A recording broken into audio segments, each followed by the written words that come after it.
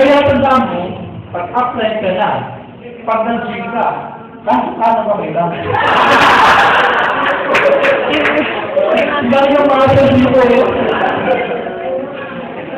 kailangan ganit pa. Dali ka, to become an apply, utak-apply ka. Kilos-apply ka, amoy-apply ka. Ano ba yung amoy-apply? Siyempre, alam niyo na yun. Amoyin yung mga applies niyo.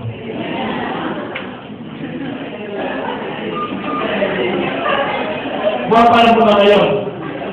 Dahil nakakawag siya kami dyan na lang.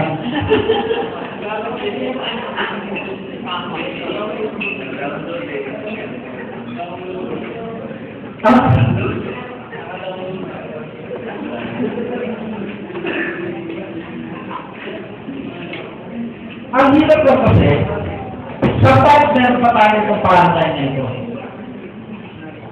Si Reporter A, yung commission niya, meaning i-bill direct niya, ay 10,000. Yung sa paying niya, ay 0.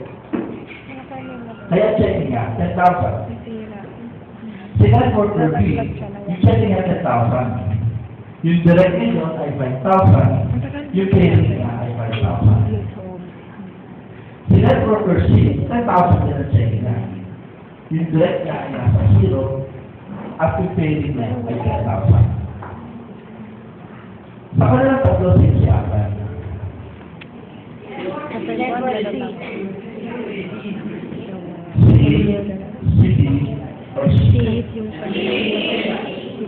Ang commission niya yung direct na tapos yung market transport A, B, or C. Sino nagsasabi ng A? Sino nagsasabi ng B? Sino nagsasabi ng C? D.